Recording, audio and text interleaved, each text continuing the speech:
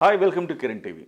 జనసేన తెలంగాణ ఎన్నికల్లో 8 చోట్ల పోటీ చేసిన సంగతి తెలిసిందే. అందులో ఖమ్మంలో కూడా జనసేన పోటీ చేసింది. ఖమ్మంలో ఉస్మానియా యూనివర్సిటీ విద్యార్థి సంఘం నాయకుడు జేఎస్పీ తరపున అభ్యర్థిగా అక్కడ పోటీ చేశారు మిరియాల రామకృష్ణ. ప్రస్తుతం మనతో పాటుగా మిరియాల రామకృష్ణ ఉన్నారు.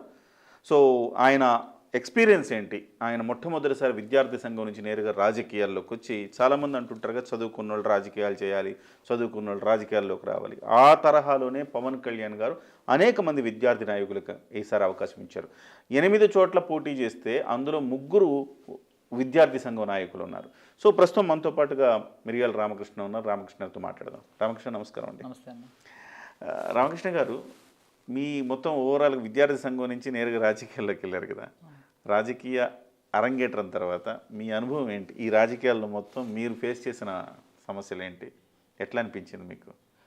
వాస్తవానికి మొదటగా అంటే తెలంగాణలో కానీ ఆంధ్రప్రదేశ్లో కానీ ముఖ్యంగా తెలుగు రాష్ట్రాల్లో ఒకప్పుడు ఒక ఒక ట్రెండ్ ఉండేది. ఇప్పుడున్న పెద్ద పెద్ద రాజకీయ నాయకులందరూ కూడా విద్యార్థి సంఘాల నుంచి వచ్చిన నాయకులు ఉన్నారు. మీరు ఇప్పుడు ఈవెన్ రేవంత్ రెడ్డి గారి దగ్గర నుంచి ఎవరినైనా చూసుకుంటే యాక్టివ్గా ఉన్న అందరు మధు యాష్కి గౌడ్ గారి దగ్గర నుంచి ఎవ్రీవన్ అందరి పేర్లు చెప్పిన ఈవెన్ కేసీఆర్ గారు కూడా. కానీ ఈ 15-20 సంవత్సరాల్లో అది పోయిందనమాట. విద్యార్థి సంఘాల నుంచి నాయకులు వచ్చే పరిస్థితి లేదు. విద్యార్థి సంఘాల నుంచి నాయకుల్ని ఎమ్మెల్యేగా నిలబెట్టే పరిస్థితి లేదు. కానీ వాస్తవానికి విద్యార్థి సంఘాల నుంచి వచ్చే నాయకులకి ఎక్కువ అనుభవం ఉంటుంది, సమస్యల గురించి ఎక్కువ తెలుస్తుంది, క్రైసిస్ మేనేజ్మెంట్ ఎక్కువగా తెలుస్తుంది, ప్రజా సమస్యల దగ్గర నుంచి చూస్తారు, వాళ్ళు ఉద్యమాల్లో పాల్గొంటారో తెలుస్తుంది. కానీ ఏ పార్టీ అవకాశం ఇవ్వని సందర్భంలో జనసేన పవన్ కళ్యాణ్ గారు మొదటి నుంచి పార్టీ పెట్టినప్పుడు సామాన్యులకు అవకాశం ఇవ్వాలి, సామాజిక ఉద్యమకారులకు అవకాశం ఇవ్వాలి, విద్యార్థి నాయకులకు అవకాశం ఇవ్వాలి, మహిళలకు అవకాశం ఇవ్వాలి, మధ్యతరగతి నుంచి వచ్చిన వ్యక్తులు పోరాడగలిగే శక్తులు ఎవరికైనా అవకాశం ఇవ్వాలి, డబ్బుతో సంబంధం లేకుంటుండే దాన్ని పవన్ కళ్యాణ్ గారు మొన్న 2019 ఎలక్షన్లో ఆంధ్రప్రదేశ్లో కూడా చాలామంది అలాంటి వాళ్ళకి టికెట్లు ఇచ్చారు. ఆ రోజున వాళ్ళు లీడర్లు అయ్యారు. రేపొద్దున కమింగ్ అసెంబ్లీ ఎలక్షన్లో ప్రజాప్రతినిధులు అవ్వబోతున్నారు. దాన్ని ఈరోజు తెలంగాణ ఎలక్షన్లో కూడా ఆయన కట్టుబడి ఉన్నారు పవన్ కళ్యాణ్ గారు. అలాంటి ఒక విద్యార్థి నాయకులకు అవకాశం ఇచ్చారు. మన దీన్ని ఎఫిషియెంట్గా ప్రజల్లోకి తీసుకెళ్ళాం. ప్రజల నుంచి కూడా మంచి ఆదరాభిమానాలు వచ్చినాయి. ఒక మంచి ఎక్స్పీరియన్స్. ఎందుకంటే ఈ రోజున ఒక వాదాన్ని, ఒక సిద్ధాంతాన్ని, ఒక విధానం మేము బలంగా తీసుకెళ్ళిన ప్రజల్లోకి, దాని నుంచి ప్రజల నుంచి ఆదరణ వచ్చింది. ఈ ప్లాట్ఫామ్ మీద ఇప్పుడు పవన్ కళ్యాణ్ గారు ఒక పబ్లిక్ ప్లాట్ఫామ్ మాకు ఇచ్చారు. ఆ ప్లాట్ఫామ్ మీద రేపొద్దున పోరాటానికి అయితే బలమైన ఒక ప్లాట్ఫామ్ క్రియేట్ అయిందని మేము నమ్ముతాం. ఓకే, అయితే మీరు అంటే జనసేన ఒక్కసారి ఇక్కడ పోరాటాలు లేవు, ఆంధ్రప్రదేశ్ చూసి జనసేన పోరాటాలు ఉన్నాయి. డెఫినెట్గా ప్రతి అంశాన్ని ఎత్తి చూపిస్తున్నారు. డెఫినెట్గా ప్రభుత్వం దగ్గర కూడా అక్కడ సమాధానం లేని అంత పెద్ద పోరాటమే చేస్తుంది. ఇక్కడ తెలంగాణలో జనసేన వెనకబడి ఉంది కదా, ఎక్కడ పోరాటాలు చేయలేదు కదా పార్టీ పరంగా. పవన్ కళ్యాణ్ నుంచి ఒక ధర్నాలోనో లేకపోతే ఒక ర్యాలీలోనో ఒక నిరసన కార్యక్రమంలోనూ పవన్ కళ్యాణ్ ఎక్కడ పాల్గొనలా. మరి అసలు జనసేన ఎందుకు పోటీ చేయాల్సి వచ్చింది అనేది కొంతమంది ప్రశ్న. జనసేన అసలు ఎందుకు పోటీ చేసింది? అది కేవలం మీరందరూ నాయకులుగా ఎవరైతే ఉన్నారో వాళ్ళు మేము పోటీ చేస్తామని పవన్ కళ్యాణ్ని ఒత్తిడి తీసుకొచ్చి పోటీ చేశారనే మాట వినపడుతోంది. అది ఎంతవరకు వాస్తవం? మీరు అసలు పోటీ చేయాలనే ఉద్దేశం ఎందుకు వచ్చింది? అసలు ఈ ప్రశ్నే ఎవ్రీథింగ్ రాంగ్. పోటీ చేయటంలో తప్పే ఉందో నాకు అర్థం కాదు. పోటీ చేయటంలో ఈ ప్రజాస్వామ్యం, ఒక పార్టీ ఎక్కడైనా పోటీ చేయొచ్చు దేశంలో. పార్టీ తెలంగాణలో కూడా ఉంది. పార్టీ పోటీ చేసింది, దాంట్లో తప్పే ఉంది. ఎందుకు పోటీ చేయాలని కూడా తప్పలేదు. పోటీ చేసి డిపాజిట్లు కూడా రాలేదు జనసేనకు అనే ఒక అపప్రద మూట కట్టుకున్నారు కదా. డిపాజిట్లు రాలేదు అవన్నీ కాదండి. ఈ రోజు మీరు మాట్లాడారు, పవన్ కళ్యాణ్ గారి స్థాయిలో తెలంగాణలో పోరాటాలు చేయకపోయి ఉండొచ్చు. కానీ మా స్థాయిలో, రాష్ట్ర అధ్యక్షుల వారి స్థాయిలో, మా క్యాడర్ స్థాయిలో మేము చాలా పోరాటాలు చేసినాం. అంతకుముందు ఎంపీటీసీ జెడ్పీటీసీ ఎలక్షన్లో నిలబడ్డాం, ఎంపీ ఎలక్షన్లో నిలబడ్డాం. ధర్నా చౌక్ దగ్గర నేను ఒక జనసేన విద్యార్థి రాష్ట్ర ప్రధాన కార్యదర్శిని. కొన్ని వందల ఉద్యమాల్లో నేను పాల్గొన్నా. కాకపోతే మేము పోరాటాలు చేసిన బాధితులకు తెలిసి ఉండొచ్చు, కానీ మీడియా పరంగా బయటకు రాకపోయి ఉండొచ్చు. మేము పోరాటాలు చేసినాం. కాకపోతే పవన్ కళ్యాణ్ గారు మరి తెలంగాణలో ఎందుకు టైం కేటాయించలేదు మీ ప్రశ్న ఉత్పన్నం అవ్వచ్చు. ఆయన ఒక డిఫరెంట్ సిద్ధాంతాన్ని తీసుకున్నారు. మాలాంటి వాళ్ళందరూ నాయకులు చేయాలి, ప్రజాప్రతినిధులు ఎవరైనా ఒక సిద్ధాంతం తెలుతున్నారు. 10 సంవత్సరాల్లో చాలా సక్సెస్ అయ్యారు. రేపొద్దున ఆంధ్రప్రదేశ్ ఎలక్షన్ అది రిఫ్లెక్ట్ అవబోతుంది. ఇలాంటి ప్రయాణం చేసేటప్పుడు ఆయన ఒక్కడే బలవంతుడు పార్టీలో. మాలాంటి వాళ్ళందరూ కూడా బలవంతులు చేయాలన్నప్పుడు ఒక చాలా జాగ్రత్తతో కూడిన ప్రయాణం చేయాలి. మా వ్యక్తిగత జీవితాలను కాపాడుకుంటూ, మా జీవితాలను కాపాడుకుంటూ ప్రయాణం చేయాలి. అందుకని 2 పడవల మీద కాలేయటం ఎందుకు? ఆంధ్రప్రదేశ్లో మనం అధికారంలోకి వస్తే తెలంగాణలో రావచ్చు. దట్టు ఆయన ఎప్పుడు చెప్తా ఉంటారు, ఆంధ్రప్రదేశ్కి పవన్ కళ్యాణ్ గారి అవసరం ఎక్కువ ఉంది. విడిపోయిన తర్వాత ఆంధ్రప్రదేశ్లో స్పేస్ ఎక్కువ ఉంది, అక్కడ ఇబ్బందులు ఎక్కువ ఉన్నాయి, అక్కడ రాజకీయ నాయకులు ప్రజలు ఇబ్బంది పడుతున్నారు, అక్కడ ఎక్కువ ఇబ్బంది ఉంది, అక్కడ నా ఎక్కువ అవసరం ఉంది, అక్కడ చేస్తున్నారు. తెలంగాణలో కూడా రేపొద్దున కమింగ్ డేస్లో పార్టీ ఉంటుందన్న ఆలోచనతోనే పార్టీ పోటీ చేసింది. ఆయన ఒకటే చెప్పారు, ఆ రోజు మాకు బీఫామ్ ఇచ్చిన రోజు కూడా నేను ఏదో గెలవండి అదని చెప్పలే. ఒక మాట చెప్పాను, అది మీకు ఈరోజు కూడా మీ ముఖంగా చెప్తున్నా. ఒక 3 పాయింట్లు చెప్పారు పవన్ కళ్యాణ్ గారు. ఒక పాయింట్ ఏంటంటే, ఫస్ట్ పాయింట్ మీకు ఎన్ని ఓట్లు వస్తే ఎంత ఓట్ బ్యాంక్ వస్తుందని అడగను. ఇదే అన్నారు ఆ రోజు ఎలక్షన్ బీఫామ్ ఇచ్చే రోజు అని క్లారిటీగా అన్నారు. మీకు ఎన్ని ఓట్లు వస్తే ఎంత ఓట్ పర్సెంటేజ్ ఉన్నా ఐడియాలజికల్ ఫైట్ ఇవ్వండి, సైద్ధాంతికపరమైన యుద్ధాన్ని చేయండి. రెండో పాయింట్ వచ్చి తెలంగాణకి ఇలాంటి యువనాయకత్వం కావాలి, యువనాయకత్వం కావాలనేది ప్రూవ్ చేయని రెండో పాయింట్ అని చెప్పారు. Fight for the nation through Telangana అనే పాయింట్ మూడో పాయింట్. ఈ 3 పాయింట్స్ చెప్పారు. ఈ 3 పాయింట్లో మేము సక్సెస్ అయింది. ఓట్ల పరంగా చూసిన ప్రతిదాన్ని ఓట్ల పరంగా చూసే సందర్భం లేదు. మీకు చాలా ఎగ్జాంపుల్ చెప్తా.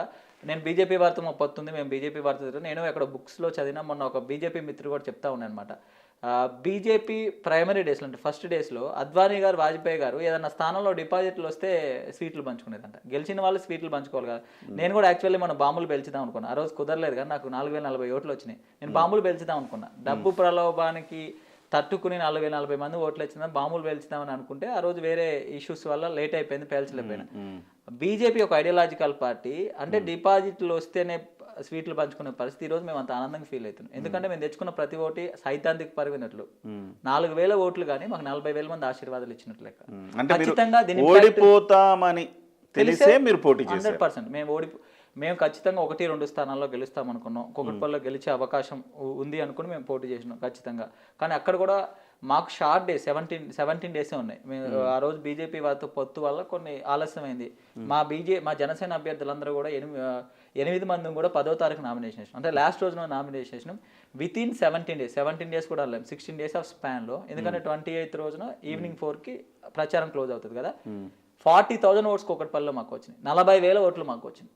మీరు అంటే మార్పును గమనించాలి. ఈరోజు నాలాంటి విద్యార్థి నాయకుడు 29 సంవత్సరాలు నా నామినేషన్ వేసే టైంకి మొన్న నవంబర్ 30 ఇయర్స్ వచ్చినాయి. నా ఫేస్ ఎవరికి తెలియదు. అంతమంది ఇన్ఛార్జ్గా పనిచేసిన నేను చెప్తా ఉన్నా. ఈ రోజున ప్రజల్లోకి వెళ్ళి ఖమ్మం ప్రజల్లోకి వెళ్ళి అడుగుదాం, మిరియాల రామకృష్ణ అనే వ్యక్తి తెలుసా, ఎటువంటి నాయకత్వం ఆయన చేసిండు, ఎటువంటి ప్రచారం చేసిన అడుగుదాం. మేము బలంగా ఈరోజు పవన్ కళ్యాణ్ గారు తయారు చేసిన నాయకత్వాన్ని బలంగా ప్రజల్లోకి తీసుకెళ్ళాడు. 30 సంవత్సరాల యువకుడు, 30 సంవత్సరాలు లేని మా టీం అంతా కూడా 30 సంవత్సరాల మించి ఏ వ్యక్తి లేరు. ఎలక్షన్ ప్రచారం చేస్తారని మీరు నమ్ముతారా? ఏ వ్యక్తి అని నమ్ముతారా? ఓట్లు తెచ్చుకుంటామని మీరు నమ్ముతారా? ఎలక్షన్ ఇంజనీరింగ్ చేస్తారని నమ్ముతారా? నేను 30 సంవత్సరాల వయసులో ఎలక్షన్ ఇంజనీరింగ్ చేసినాం, ఎలక్షన్లు చేసినాం, మాట్లాడినాం, ప్రజల దగ్గరికి వెళ్ళినాం, ప్రజలను ఒప్పించినాం. 4,000 ఎలక్షన్ ఇంజనీరింగ్ ఏం చేశారు? ఎలక్షనీరింగ్ ఏం చేశారు? ఈ అద్భుతం ఖచ్చితంగా ఎలక్షనీరింగ్ ఏం చేశారు? ఇది ఒక్క మాట. ఇది అద్భుతం ఖచ్చితంగా పవన్ కళ్యాణ్ గారు తయారు చేసిన నాయకత్వంతోనే ఉంటుంది. ఈ కాంటెంపరీ చాలా జరిగింది. అద్వానీ గారు 24 సంవత్సరాల్లో జాయింట్ సెక్రటరీ అయ్యిండు all India Bharatiya Janata party. ఒకప్పుడు జరిగిన అద్భుతాలు మళ్ళీ ఈ జనరేషన్లో అద్భుతాలు చేయాలంటే పవన్ కళ్యాణ్. ఎలక్షన్ ఇంజనీరింగ్ ఏం చేసినాం అంటే ప్రతిరోజు ప్రచారం అంటే ఏంటి, మనం ఏ సిద్ధాంతాలు విధానాలు చెప్పదలుచుకున్నాం, ఏ మార్పు తీసుకురాం, అది ఎఫిషియెంట్గా ప్రజలకు చేర్చాలి. ఆ ప్రజలకు చేర్చడంలో 3,22,000 ఓట్లు ఖమ్మం అసెంబ్లీ ఉన్నాయి. ప్రతి ఒక్క ఓటర్ని రీచ్ అవ్వాలంటే మనం ప్రతి ఒక్క ఓటర్ని కలిసి చెప్పలేం కదా. ఏ విధంగా అంటే ఎవరైనా 3,22,000 ఓట్ని ఏ ఎమ్మెల్యే కానీ రీచ్ అవ్వాలి. మనం ఏ విధంగా వాళ్ళ దగ్గర తీసుకెళ్ళాలి విధానాన్ని, మన సిద్ధాంతాలను ఏ విధంగా తీసుకెళ్ళాలి, ఇక్కడ లోకల్ సమస్యలు ఉన్నాయి, వాటిని ఎఫిషియెంట్గా ప్రచారం చేసినాం. పోలింగ్ బూత్లో పోలింగ్ ఏజెంట్లు మా యొక్క సైద్ధాంతికపరమైన కార్యకర్తలని, బీజేపీ కార్యకర్తలను కూర్చోబెట్టగలిగినాం. ప్రతి ఒక్క ఓటర్ని మెన్షన్ చేయగలను, ప్రతి ఒక్క ఓటర్ని కన్విన్స్ చేయగలను. సో ఈ యొక్క ఎలక్షన్ ఇంజనీరింగ్ చేసే ప్రాసెస్లో జనసేన ఒక ప్లాట్ఫామ్ క్రియేట్ చేయగలిగిందని చాలా గొప్ప విషయం. ఒక ఐడియాలజికల్ పార్టీ. అంతకుముందు మేము తెలంగాణలో పోటీ చేయలేదు. అంతకుముందు మీరు నాకు ఫస్ట్ ఇంట్రడక్షన్లో చెప్పారు పవన్ కళ్యాణ్ గారు ఇక్కడ టైం ఇవ్వలేదని. టైం ఇవ్వకపోవడానికి కూడా కారణం చెప్పారు. పవన్ కళ్యాణ్ గారు ప్రచారం రాలేదు, పవన్ కళ్యాణ్ గారు ఇక్కడ అంతకుముందు తెలంగాణలో తిరిగింది లేదు. అయినప్పటికీ అదేదో సినిమాలో చెప్పినట్టు కంటెంట్ ఉన్నాడు కట్అవుట్తో చాలా అని చెప్తారు కదా. పవన్ కళ్యాణ్ గారు కట్అవుట్ అంటే ఆ కట్అవుట్ అంటే సిద్ధాంతాన్ని విధానం తీసుకుని మేము 4,040 ఓట్లు తెచ్చుకున్నాం. మేము గ్రేటా కాదు మీరే చెప్పాలి సందర్భంలో. ఖచ్చితంగా 4,000 ఓట్లు. ఇప్పుడు ఒక మాట చెప్తా, పవన్ కళ్యాణ్ గారు మీకు టైం ఇవ్వలేదు, మీకు చాలా తక్కువ టైంలో మీరు ప్రచారం చేశారు అన్నీ ఒప్పుకుంటా. కానీ మీకు పోటీ చేయాలని ముందు నుంచి ఉంది కదా, మేము పనిచేసాం ఉంది కదా. ఉన్నప్పుడు ఆ పోటీ చేయటంలో మీరు 1 సంవత్సరం 2 సంవత్సరాల ముందు నుంచి అక్కడ ప్లాట్ఫామ్ క్రియేట్ చేసుకొని జనంలో తిరిగి ఏదైనా కార్యక్రమాలు చేసి ఒక ధర్నాలో, ఒక రాస్తారోకోలో, ఒక నిరసనలో ప్రభుత్వ వ్యతిరేక చర్యల మీద, ప్రజా వ్యతిరేక చర్యల మీద మీరు పోరాడారా? ఖచ్చితంగా నేను సంవత్సరం నుంచి ఒక 1 ఇయర్ నుంచి ఇదే డిసెంబర్లో నాకు ఇన్ఛార్జ్ పొజిషన్ ఇచ్చారు ఖమ్మం అసెంబ్లీ నియోజకవర్గం. మేము పోరాడే కాబట్టి ఆ ప్లాట్ఫామ్ ఉంది కాబట్టి మేము ఎఫిషియెంట్గా ప్రచారం చేయగలిగాం. ప్లాట్ఫామ్ లేకుండా చేయగలం కదా. ఫర్ ఎగ్జాంపుల్ చెప్తా, ఖమ్మం అసెంబ్లీ నియోజకవర్గంలో నేను పోటీ చేశా. అదే అసెంబ్లీ నియోజకవర్గంలో కమ్యూనిస్టులు 5 సార్లు 6 సార్లు ఎమ్మెల్యేలు అయ్యారు. కమ్యూనిస్ట్ పార్టీ సిపిఎం నాతో పాటే పోటీ చేసింది. ఆయనకి ఎన్ని ఓట్లు వచ్చినాయి తెలుసా? 2,000 ఓట్లు వచ్చినాయి. ఒక జాతీయ పార్టీ, ఎన్నో ఏళ్ళగా వేలానుకున్న పార్టీ, సంస్థాగత నిర్మాణం ఉన్న పార్టీ, పేరున్న నాయకులు, సైద్ధాంతికపరమైన కార్యకర్తలు ఉన్న నాయకులు, 30 సంవత్సరాల వయసు, ఇంత వేసి వాళ్ళకి 2,000 ఓట్లు ఎన్ని వచ్చినాయి, మాకు 4,000 ఓట్లు వచ్చినాయి. మరి దీనికి సమాధానం మా పక్క నియోజకవర్గం పాలేరులో తమ్మినేని వీరభద్రం గారు పోటీ చేశారు సిపిఎం నుంచి. ఆయన ఒకసారి ఎంపీ అని ఒకసారి ఎమ్మెల్యే కూడా అయినట్టున్నారు. ఈరోజు సిపిఎం రాష్ట్ర కార్యదర్శి, ఆయనకు 5,000 ఓట్లు వచ్చినాయి.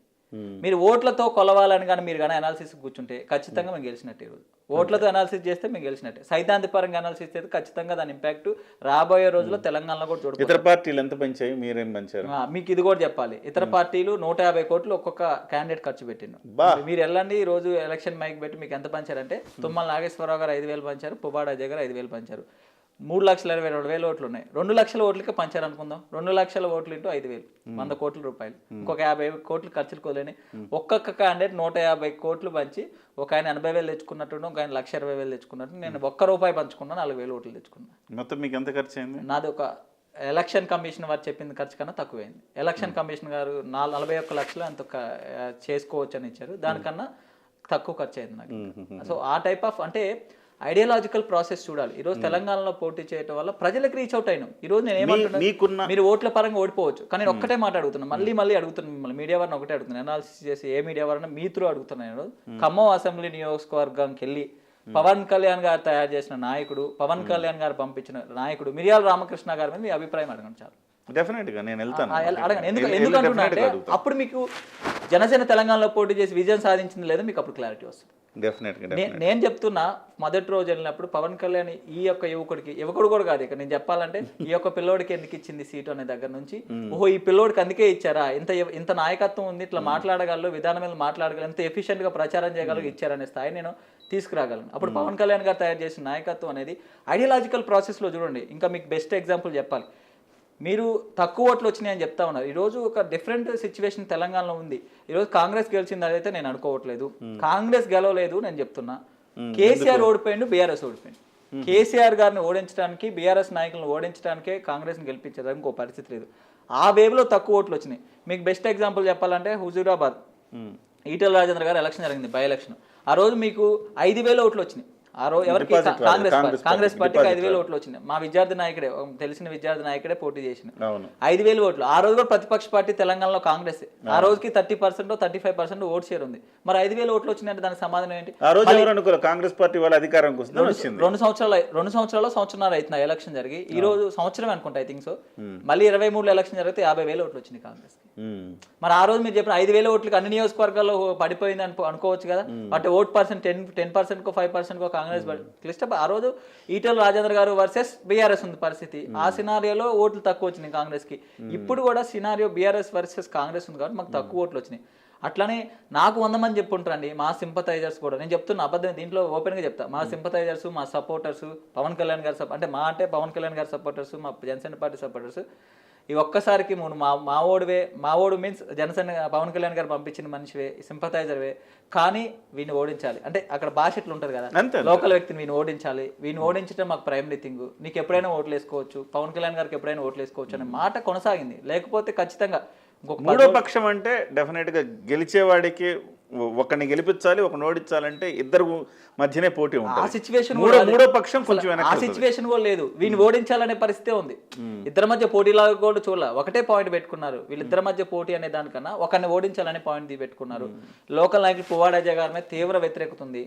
ఆయన గెలిస్తే మళ్ళీ మన ఖమ్మంలో బతకలేము అనే సిచ్యువేషన్ అక్కడ స్థానిక ప్రజల్లో ఉంది. అలాంటి సిచ్యువేషన్ లో ప్రజలు ఓట్లేశారు, అలాంటి పరిస్థితుల్లో ఓట్లేశారు.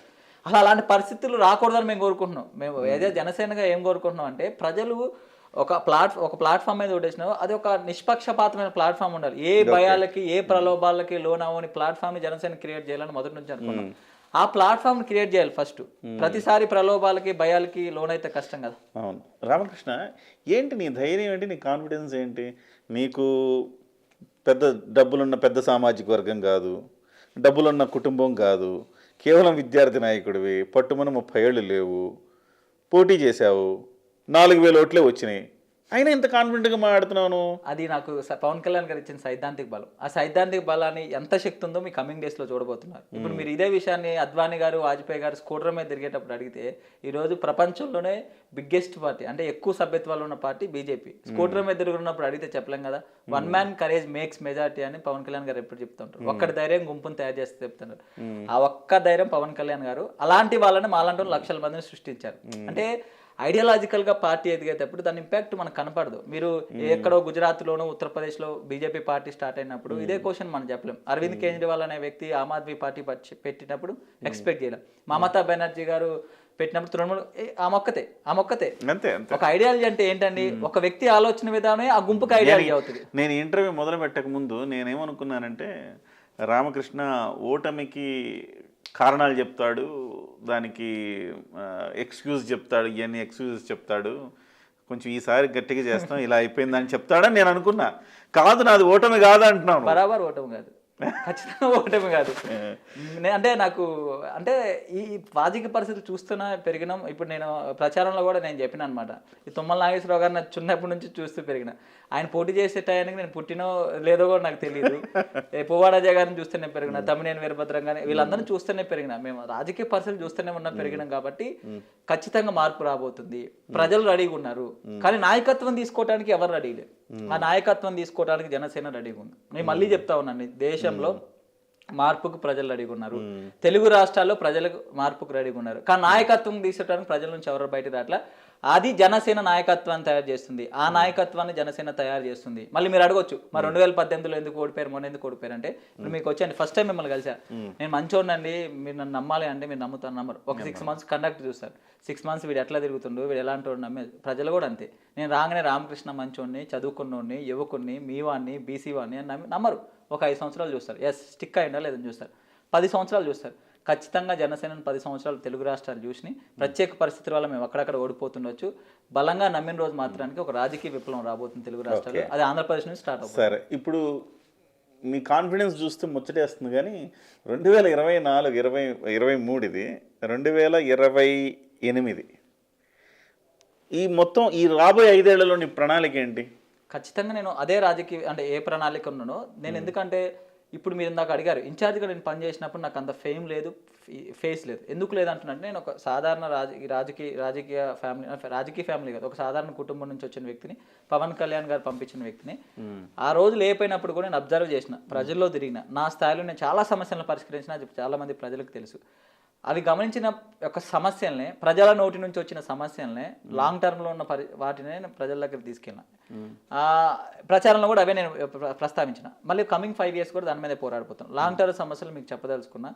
ఈరోజు నేను ఫస్ట్ ఎన్నికల ప్రచారంలో ఒకటి తీసుకున్నాను. తుమ్మల నాగేశ్వరరావు గారు పోతే పువ్వాడజయ్ గారు, మళ్ళీ పువ్వాడజయ్ గారు పోతే తుమ్మల నాగేశ్వరరావు, వీళ్ళని తిప్పి జనాల మీద రుద్దుతా ఉన్నారు పార్టీలు. ముఖ్యంగా ఏ పార్టీలు కూడా వేరే అభ్యర్థులు దొరికినట్టు తుమ్మల నాగేశ్వరరావు గారు టీడీపీ నుంచి పోటీ చేశారు, బీఆర్ఎస్ నుంచి పోటీ చేశారు, మళ్ళీ ఇప్పుడు కాంగ్రెస్ నుంచి పోటీ చేశారు.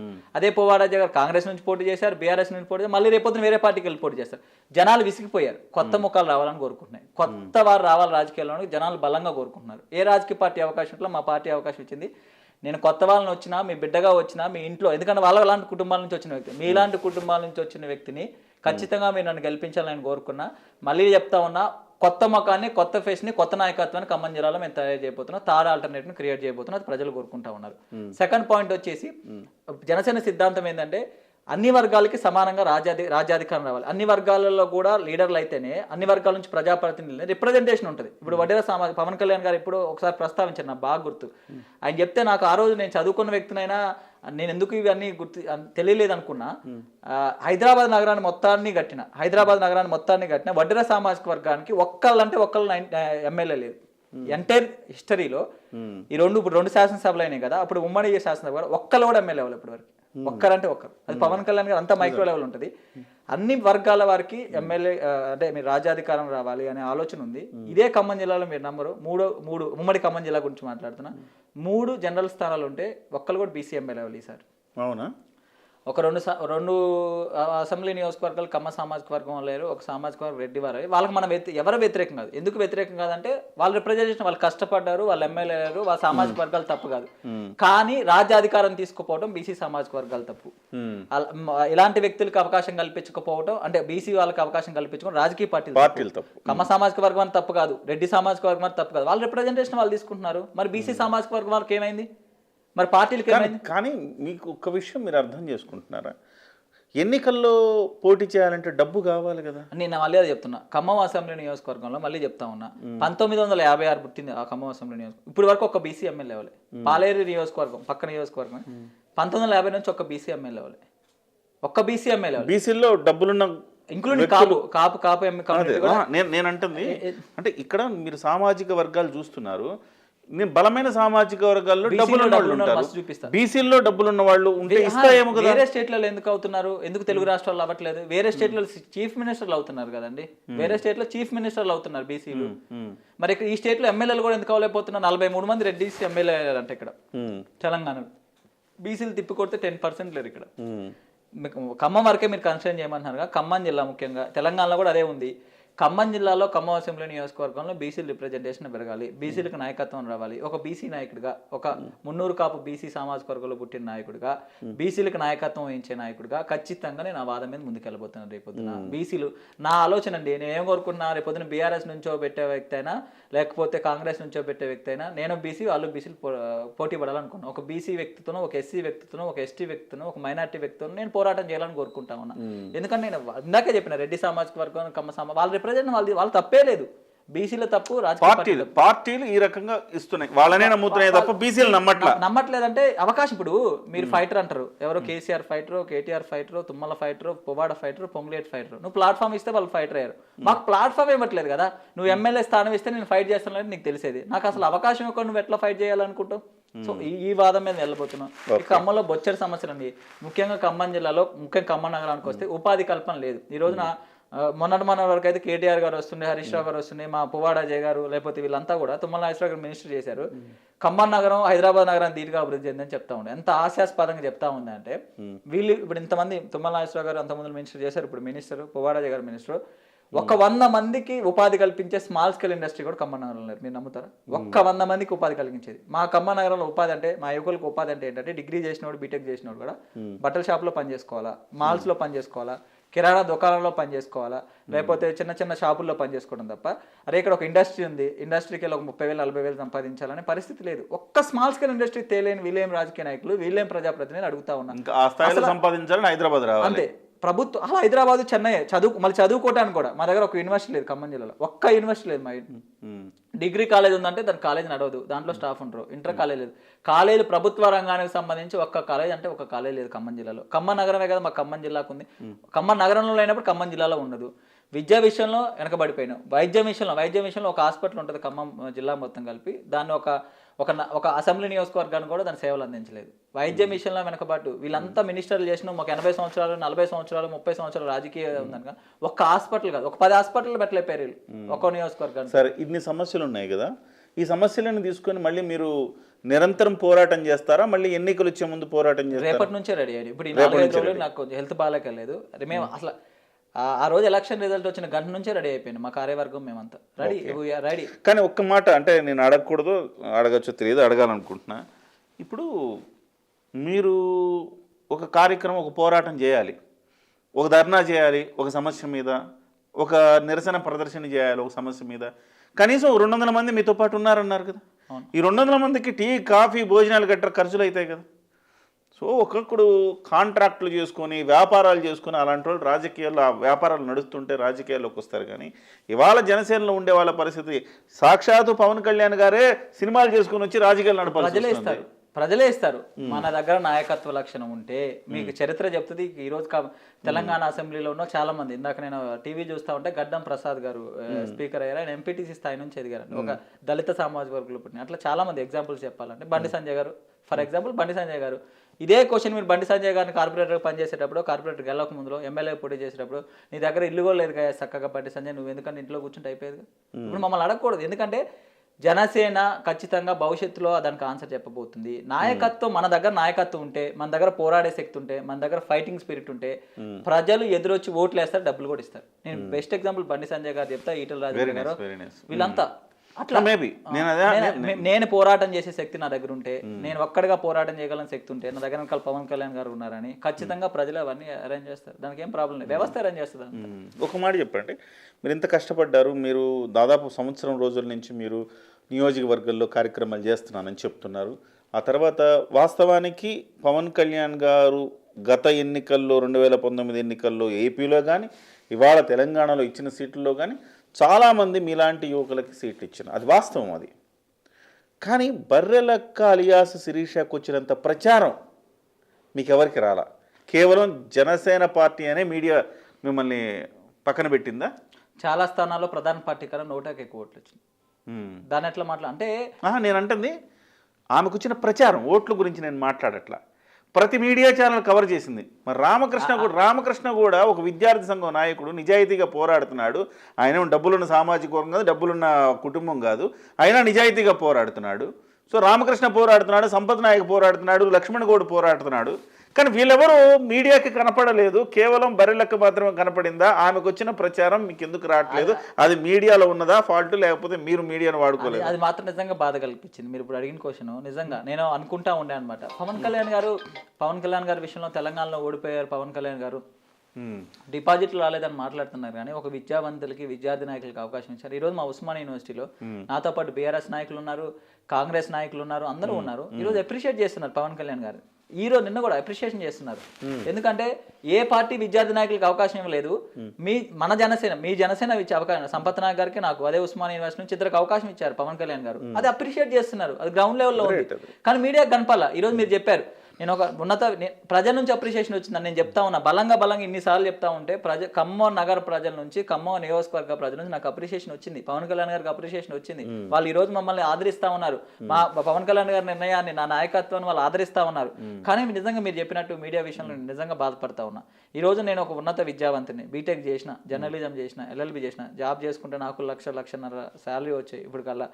తర్వాత నేను ఒక బీసీ సామాజిక వర్గం నుంచి ఒక బీసీ వాదాన్ని ఎత్తుకున్నా. అక్కడ ఒక సామాజిక మార్పు రావాలని కోరుకున్నా, బలంగా ప్రచారం చేసిన, బలంగా పోరాడిన. దాని విషయంలో కానీ లేకపోతే ఇవన్నీ విషయాలు కూడా ఒక చిన్న వయసులో ఇప్పుడు యశస్విని రెడ్డో లేకపోతే ఆయన మైనంపల్లి రోహిత్ గురించి చెప్తా ఉన్నారు. వాళ్ళలాగా లక్షల కోట్లు లేవు నా దగ్గర, వేల కోట్లు లేవు, పోరాడే శక్తి ఉంది. వాళ్ళు ఎమ్మెల్యేలు ఎట్లయినా అవుతారు. వాళ్ళ ఫాదర్ క్రియేట్ చేసిన ప్లాట్ఫామ్ మీద ఆయన బొమ్మలా నుంచి ఎమ్మెల్యే అయ్యిండు మైనంపల్లి రోహిత్. ఆయనకే మీడియా ఇది వచ్చింది. యశస్విని రెడ్డి వాళ్ళ అత్తగారు క్రియేట్ చేసిన వేల కోట్ల సామ్రాజ్యంతో ఆమె ప్లాట్ఫామ్ క్రియేట్ చేస్తే అయ్యింది. ఇంకొక ఎవరో అయ్యారు. వాళ్ళంతా రాజకీయ కుటుంబాల నుంచి వచ్చారు, వాళ్ళకు వచ్చింది. కానీ నాలాంటి ఒక విద్యార్థి నాయకుడికి మాత్రం రాలేదు. నాకు అది ఛాలెంజింగ్గా బాధ కలిగించింది. అది మీడియాలో ప్రాబ్లం ఉందా, లేకపోతే మీడియాలో పనిచేసే వాళ్ళకి ప్రాబ్లం ఉందా, లేకపోతే వాళ్ళకి ఆ సెంట్రిక్కే చేయాలని ఆ ప్రాబ్లం నాకు తెలియదు. కానీ బట్ మా పోరాట శక్తితో, మా పోరాడే తత్వంతో ఖచ్చితంగా అందరికీ కనువిప్పు కలిగిస్తూ అందరి కళ్ళలో పడే విధంగా మేము చేసుకుంటాం. రైట్. ముఖ్యంగా ఇవాళ జగన్మోహన్ రెడ్డి గారు శ్రీకాకుళంలో మాట్లాడుతూ ఇదే అంశాన్ని ప్రస్తావించారు. ఆయన పవన్ కళ్యాణ్ ఏదో చేసేస్తానన్నాడు, ఆయనకి ఎన్ని నోట్లు వచ్చినాయి, ఇక్కడ ఏదో చేస్తానన్నాడు, అక్కడే చేయలేకపోయాడు, ఇక్కడ ఏం చేస్తాడన్నట్టుగా మాట్లాడాడు. సో ఈ మాటలు విన్నాక మీకేమనిపిస్తుంది? అసలు ఆయన్ని సీఎంగా ఎట్లా అనుకున్నారో నాకు ఇప్పటికి ఒక 5 సంవత్సరాల నుంచి నాకు ఇప్పటికీ సందేహం అండి. ఉల్లిగడ్డకి ఆలుగడ్డకి తేడా తెలియదు ఆయన మాట్లాడుతుంటే హాస్యాస్పదం. వాళ్ళ నాన్నలాగా పవన్ కళ్యాణ్ గారు సీఎం కాదు, పవన్ కళ్యాణ్ గారి తండ్రి సీఎం కాదు. ఆయన కూడా కింద పడి మీద పడి పవన్ కళ్యాణ్ గారు వచ్చా ప్రజాస్వామ్య తెలుసు అనమాట. ఆయన ప్రజలకు సమాధానం చెప్పాలా. ఈయన తెలంగాణలో పోటీ చేయాలి, తెలంగాణలో జెండా ఎత్తేసి నేను తెలంగాణలో పోటీ 2014లో ఆయన ప్రచారం చేసి తిరిగిన తర్వాత 2000 ఓట్లు కూడా ఎక్కడ దాట్లా. ఒక ఐడియాలజికల్ పార్టీ. రేపు పొద్దున కర్ణాటకలో కూడా పోటీ చేస్తాం. ఆయనకేం ప్రాబ్లం నాకు అర్థం కావట్లేదు. మేము ఖచ్చితంగా పోరాటం చేస్తాం. మీ చెల్లెలు షర్మిల గారు ఇక్కడ పార్టీ పెట్టింది. మా పవన్ కళ్యాణ్ గారు ఒక్కసారి కూడా పర్యటన చేస్తుండ్రు తెలంగాణలో. అసలు కాలికి బల్పం కట్టుకుని తిరిగింది ఫుల్గా. పాదయాత్రని ఏదో ప్రపంచ రికార్డు కూడా వచ్చిందంట ఆమెకి. ఆమె ఒక్క స్థానంలో పోటీ చేయడానికి ముందు రాపోయింది, ధైర్యంగా ముందు రాలేపోయింది. 1000 కోట్లు ఖర్చు పెట్టింది ఆమె. నేను చూస్తూ ఉండే అనమాట. పాదయాత్ర చేస్తుంటే ముందులో ఫ్లెక్సీ కట్టుకుంటూ వెళ్తా ఉండేది, మళ్ళీ వెళ్ళగానే ఆ ఫ్లెక్సీలు తీసుకుని మళ్ళీ ముందులు కడతా ఉండే అనమాట. ఆ టైప్ ఆఫ్ డబ్బులతో రాజకీయం చేశారు. మీ దగ్గర డబ్బులు ఉంది, మీ నాన్న వారసత్వం ఉంది, మీ నాన్న సీఎం చేసిండు, మీ చెల్లెలు పోటీ చేయలేకపోయింది తెలంగాణలో. మేము పోటీ చేసిన ధైర్యంగా. నాలాంటి వాడికి సీట్ ఇచ్చిన పవన్ కళ్యాణ్, అక్కడే గెలిచిన పవన్ కళ్యాణ్ సార్. నాలాంటి వాళ్ళకి సీట్లు ఇచ్చిన పవన్ కళ్యాణ్ గారు సీట్ ఇచ్చిన రోజే గెలిచింది సార్. నీకు దమ్ము ధైర్యం ఉంటే నాలాంటి వాళ్ళకి తెలంగాణలో కాదు ఆంధ్రాలో సీట్లు, నాలాంటి వాళ్ళకి తెలంగాణలో కాదు ఆంధ్రాలో సీట్లు, నాలాంటి వాళ్ళకి ఆంధ్రాలో సీట్లు ఇచ్చి డబ్బులు పంచకుండా మా సార్ ప్రచారం కూడా అంటే ఆంధ్రాలో షెడ్యూల్ ఉండటం వల్ల పవన్ కళ్యాణ్ గారు ప్రచారం రాలేకపోయారు. నువ్వు దమ్ముంటే రాజకీయం చేయి. పవన్ కళ్యాణ్ గారు చేసిన దారిలో నువ్వు రాజకీయం ఒక్క రోజులో చేయలేవు. పవన్ కళ్యాణ్ గారు చేసిన దారిలో ఒక్కరోజు చేయి. కంపారిజన్ అవసరం లేదు. నీ జీవితం ఏందో ఇంకొక 2 నెలలు అయితే నీ జీవితం ఏందో తెలిసిపోతుంది. నువ్వు అంత కంగారు పడాల్సిన అవసరం లేదు. ఇంకొకటి, ఒక సీఎం స్థాయి వ్యక్తి పెళ్లిళ్ళ గురించి, బర్రెలక్క గురించి, వాటి గురించి వీటి గురించి అంత నీచమైన ఎవరికి స్థాయి ఉండదు. ఒక ఆయన సీఎం స్థాయి ఇచ్చినప్పుడు పరిపాలన విషయాల్లో నేను ఏం చేస్తా, ఏం చేయబోతున్నా, ఏం చేసినా, లేకపోతే ప్రతిపక్ష నాయకులు అబద్ధాలు చెప్తున్నారా, అబద్ధ హామీలు ఇస్తున్నా, వాటి గురించి మాట్లాడు. వ్యక్తిగత విషయాలు మాట్లాడేంత దుస్థితి ఈ దేశంలో ఈ జగన్మోహన్ రెడ్డి తప్ప ఎవరికి ఉండదు. ఆయన ఏసరించుకుంటా ఉన్నారు. ఎందుకంటే తెలంగాణలో అయితే జగన్మోహన్ రెడ్డి గారు జోకర్ చూసినట్టు వస్తారు. పవన్ కళ్యాణ్ కేవలం పవన్ కళ్యాణ్ వ్యక్తిత్వ హననం చేయాలని ఎందుకు ప్రయత్నం చేస్తున్నాడు జగన్మోహన్ రెడ్డి? ఆయన అదే మానసికంగా ఆయన సైకో. ఆయన చిన్నప్పటి నుంచి అదే మెంటాలిటీ ఉండేది, చిన్నపిల్లల మెంటాలిటీ ఉండేది. నేను చెప్తా ఉన్నాను, ఈరోజు ఆంధ్ర ప్రజలకు కూడా మేము మీడియా త్రూ విజ్ఞప్తి చేస్తున్నాను, తెలంగాణ ఎలక్షన్ జరిగిన నేను ఎవరైనా గెలని ఎవరైనా ఓడిపోయి ఒక్క రోజున నెగిటివ్ కామెంట్, ఒక్క రోజున వ్యక్తిగత విషయాలు ఏ నాయకుడైనా చేసినని ఒక్కళ్ళన్న వ్యక్తిగత విషయాల గురించి కానీ, డెరాగరేటివ్ కామెంట్స్ కానీ, లేకపోతే ఒకళ్ళని తక్కువ చేసే కామెంట్స్ కానీ, లేకపోతే అవహేళన చేసే కామెంట్స్, ఆంధ్ర ప్రజలు ఒకసారి చూసుకోవాలి. మనకి వ్యక్తిగతంగా ఫైట్ ఒక్క పాయింట్ చూపిండి, ఏ నాయకుడు 119 నియోజకవర్గాలు ఎలక్షన్ జరిగినాయి, అందరు నాయకులు వచ్చారు, దేశం నుంచి నాయకులు వచ్చారు, అందరు నాయకులు, ఒక్కరు చూపిండి ఒక్క వ్యాఖ్య. ఇలాంటి రోజుకోటి మాట్లాడుతుంది ఇదే జగన్మోహన్ రెడ్డి, ముఖ్యమంత్రి స్థాయి వ్యక్తి. ఇక్కడ ఎమ్మెల్యే పోటీ చేసిన ఆమ్ ఆద్మీ పార్టీ, లేకపోతే దాని ఏమంటారు మా జనసేన నుంచో, లేకపోతే చిన్న చిన్న బీఎస్పీ పార్టీ నుంచి పోటీ చేసిన వ్యక్తులు కూడా ఎవరు మాట్లాడలేదు. ఏ వ్యక్తి కూడా ఒక్క తప్పు వ్యాఖ్యం చేయలేదు. ఈరోజు ఆంధ్ర ప్రజలు ఆలోచించుకోవాలి, జగన్మోహన్ రెడ్డి గారు ఎంత నీచ స్థాయిలో ప్రతిరోజు మాట్లాడుతున్నారు. ఎంత దారుణమైన వ్యక్తి. తెలంగాణ ప్రజలైతే చెప్పులు తీసుకుని కొట్టోళ్ళు, తెలంగాణ ప్రజలైతే అక్కడే చెప్పులు తీసుకుని కొట్టోళ్ళు. అంత నీచమైన బతుకు జగన్మోహన్ రెడ్డిది. మా తెలంగాణ ప్రజలు చూడండి, ఒక్క మాట ఇక్కడ ఎందుకు నాయకులు భయపడతారు? తెలంగాణ ప్రజలు కొడతారు, చెప్పులు తీసుకుని కొడతారని భయపడతారు. ఆంధ్ర ప్రజలు కూడా చెప్పులు తీసుకుని కొట్టాలి జగన్మోహన్ రెడ్డిని. మీ వ్యక్తిగత విషయాలు మాట్లాడమంట, నాకు పవన్ కళ్యాణ్ గారు నేర్పల. నీ వ్యక్తిగత విషయాలు మాట్లాడితే 5 నిమిషాల్లో ఒకవేళ నేను మాట్లాడిన వీడియో చూస్తే నువ్వు అన్నం కూడా తిన్నావు నైట్. అట్లా మాట్లాడగల శక్తి సామర్థ్యాలు మాకు ఉన్నాయి. కానీ పవన్ కళ్యాణ్ గారు 100 సార్లు చెప్పుంటారు ఇంటర్నల్ మీటింగ్స్లో, వాడెన్నైనా తిట్టనే. మనం మాత్రానికి వాళ్ళ ఇంట్లో ఆడవాళ్ళకి కానీ, ఆయన వ్యక్తిగత విషయాలు కానీ, ఓన్లీ పాలసీల మీద మాట్లాడి 100 సార్లు చెప్పుంటారు పవన్ కళ్యాణ్. అది మాకు నాయకుడు ఇచ్చిండు, ప్రజలు ఎసిరించుకుంటున్నారు, దాని గురించి మేము ప్రస్తావించాల్సిన అవసరం లేదు. జగన్మోహన్ రెడ్డి గారు 2 నెలల్లో చిత్తుగా ఓడిపోబోతున్నారు. రైట్. సో అంతా అంతా అయింది, ఒక మంచి ఎక్స్పీరియన్స్ వచ్చింది మీకు. ఇవాళ మీ కాన్ఫిడెన్స్ లెవెల్ చూస్తుంటే నాకైతే డెఫినెట్గా ఇవాళ కాకపోతే రేపు కాకపోతే ఎల్లుండి రామకృష్ణ డెఫినెట్గా జనసేన తరపున ఒక ప్రజాప్రతినిధి అవుతాడని ఒక కాన్ఫిడెన్స్ అయితే నాకు కూడా కలుగుతుంది. సో పవన్ కళ్యాణ్ కలిసారా తర్వాత? సారు అంటే నేను ఎలక్షన్ అయిపోయిన దగ్గర ఆంధ్రాలో ఉన్నారు, ఆంధ్ర షెడ్యూల్లో బిజీగా ఉన్నారు. రివ్యూ మీటింగ్ ఉండొచ్చు, పవన్ కళ్యాణ్ గారు పిలిచినప్పుడు వెళ్ళి కలుస్తాం. సో పవన్ కళ్యాణ్ గారి అంటే ఓవరాల్గా మీరు జనసేన ఇక్కడ పోటీ చేసి ఏం సాధించారంటే ఒక మాట ఏం చెప్తారు మీరు? ఖచ్చితంగా జనసేన పార్టీ మూల సిద్ధాంతాన్ని ప్రజల్లోకి తీసుకెళ్ళాం. అది ఫస్ట్ స్టెప్ బీఫామ్ ఇచ్చిన రోజే పవన్ కళ్యాణ్ గారు నిరూపించారు. యువకులకి రాజకీయంగా ప్లాట్ఫామ్ ఇవ్వాలి, చదువుకున్న వ్యక్తులకు ప్లాట్ఫామ్ ఇవ్వాలి, విద్యార్థి నాయకుల ప్లాట్ఫామ్, మూల సిద్ధాంతాన్ని పవన్ కళ్యాణ్ గారు పాటించి బీఫామ్ ఇచ్చారు. మేము ఒక ప్రత్యేకమైన మార్పు తీసుకురాగలం అనే నమ్మకాన్ని ప్రజల్లో కలిగించను, ప్రజల్లోకి తీసుకెళ్ళగలను, దాని ఓట్ల విధంగా మలుచుకునే విధంగా భవిష్యత్తులో మేము చెప్పిస్తా ఉన్నాం. ఇంకొకటి నేను ఈ బేసిక్ పాయింట్ పవన్ కళ్యాణ్ గారు నమ్ముతూ ఈరోజు మేము కూడా నమ్ముతున్నాం. ఫైటింగ్ చేసిన ప్రతి వ్యక్తిని కూడా, అంటే ప్రజల సమస్యలకే ప్రజల కోసం ఫైట్ చేసిన ప్రతి వ్యక్తిని కూడా ప్రజలు ఆదరిస్తారు. ఆ ప్లాట్ఫామ్, ఫైట్ చేయడం ప్లాట్ఫామ్ ఈరోజు పవన్ కళ్యాణ్ గారు క్రియేట్ చేశారు. మేము ఫైట్ చేస్తాం, రేపు ప్రజాప్రతినిధులు కూడా అవుతాం. ఖచ్చితంగా తెలంగాణ ఎలక్షన్లో మేము పోటీ చేసి ఒక ఐడియాలజికల్ పార్టీగా జనసేన ముద్ర వేయించుకోగలిగింది. పవన్ కళ్యాణ్ గారి సిద్ధాంతం కానీ, విధానం కానీ, లేకపోతే పవన్ కళ్యాణ్ గారు చేసిన నాయకత్వానికి కూడా ఒక ఆదరాభిమానులు అయితే తెలంగాణ తెచ్చుకోగలిగింది. ఆ ఓట్ల రూపంలో మలుచుకోవడం అంటే చాలా వేరియస్ కారణాలు. కానీ మీకు మళ్ళీ చెప్తున్నా, పవన్ కళ్యాణ్ గారు తయారు చేసిన నాయకత్వం, జనసేన సిద్ధాంత విధానానికి మంచి ఆదరాభిమానులు తెలంగాణలో క్రియేట్ అయినాయి ఈరోజు. ఖచ్చితంగా అంటే ఉనికిని కాపాడుకోగలిగారు, మీ క్యాడర్ని నిలబెట్టుకోగలిగారు, బలంగా ఉనికిని కాపాడుకోగలిగారు. మళ్ళీ ఈసారి డెఫినెట్గా జనసేనకి మళ్ళీ ఇంకొకసారి ఇక్కడ రావడానికి ఒక స్కోప్ ద్వారాలు తెరిచే పెట్టుకున్నారు. మీకు చెప్తా ఉన్నాను, ఇక్కడ సిపిఎం, సిపిఐ, టీజేఎస్ చాలా పార్టీలు ఉన్నాయి, బీఎస్పీ చాలా పార్టీలు ఉన్నాయి. ఆ పార్టీల కన్నా మేము బలంగా, అంటే నేను వాళ్ళని తక్కువ అంచనా కోరుకోవట్లే, వాళ్ళు యాక్టివ్గా ఉన్నారు, వాళ్ళ అధినేతలు యాక్టివ్గా ఉన్నారు, మేము కూడా యాక్టివ్గా ఉన్నాం. ఈ రోజున వాళ్ళ అన్ని పార్టీల కన్నా బలంగా మేము ఈ రోజు మా యొక్క ఉనికిని కాపాడుకోగలిగినాం. అది మీకు లోకల్ బాడీ ఎలక్షన్స్లో రిఫ్లెక్ట్ అవుతుంది, కమింగ్ ఎలక్షన్లో రిఫ్లెక్ట్ అవుతుంది. మేము ఆంధ్రాలో పవర్లోకి రాబోతున్నాం, 100%, నో డౌట్. ఆంధ్రాలో పవర్లో రాబోతున్నాం. కమింగ్ 6 months తర్వాత తెలంగాణలో కూడా మా వ్యూహం వేరు ఉంటుంది, మా ఫైట్ వేరు ఉంటుంది, మా స్పీడ్ వేరు. రాబోయే మిగతా ఎన్నికల్లో ఇప్పుడు జిహెచ్ఎంసీ ఎన్నికలు రాబోతున్నాయి, తర్వాత పంచాయతీ ఎన్నికలు, మున్సిపల్ ఎన్నికలు ఏవో ఒకటి వస్తూ ఉంటాయి, ఎంపీటీసీ అని, జెడ్పీటీసీ వస్తూ ఉంటాయి. ఈ అన్ని ఎన్నికల్లో కూడా ఈసారి జనసేన పోటీ చేసే ఆలోచన తెలంగాణలో జరిగే ప్రతి ఎలక్షన్లో ఇప్పటి నుంచి జనసేన పోటీ చేయబోతుంది. ప్రతి ఎలక్షన్లో జనసేన పోటీ చేయబోతుంది.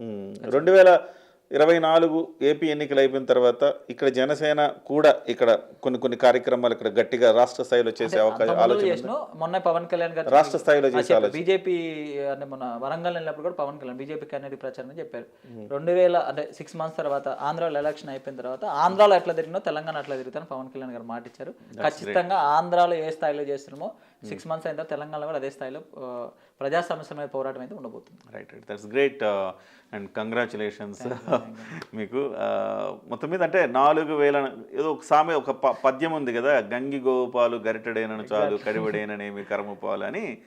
ఇవాళ మీకు వచ్చిన 4000 ఓట్లు కూడా డబ్బులు, మద్యం, ఇతర ప్రలోభాలకు గురి కాకుండా స్వచ్ఛంగా స్వచ్ఛతకు నిజాయితీకి వేసిన ఓట్లు. మళ్ళీ ఇంకోటి దొంగ హామీలు దొంగ విధానాలు ప్రచారం చేయకుండా దొంగ హామీలు దొంగ విధానాలు ప్రచారం చేయకుండా ఉన్న విధానాలే ప్రచారం చేసి డబ్బులు పంచకుండా లేకపోతే కుల మత విద్వేషాలు సృష్టించకుండా సారా పంచకుండా సైద్ధాంతికంగా తెచ్చుకున్న ఓట్లను. రైట్. ఇలాంటి మీ సిద్ధాంతాలను మరింత జనాల్లోకి తీసుకెళ్లాలంటే మీరు తరచూ కిరణ్ టీవీకి రావాలి. సమకాలీన అంశాలు, రాజకీయ అంశాల మీద మీ వ్యూ కూడా చెప్తూ ఉండాలి రామకృష్ణ. ఖచ్చితంగా. ఆల్ ది బెస్ట్ అండి. థ్యాంక్ యూ అన్న, థ్యాంక్ యూ వెరీ మచ్.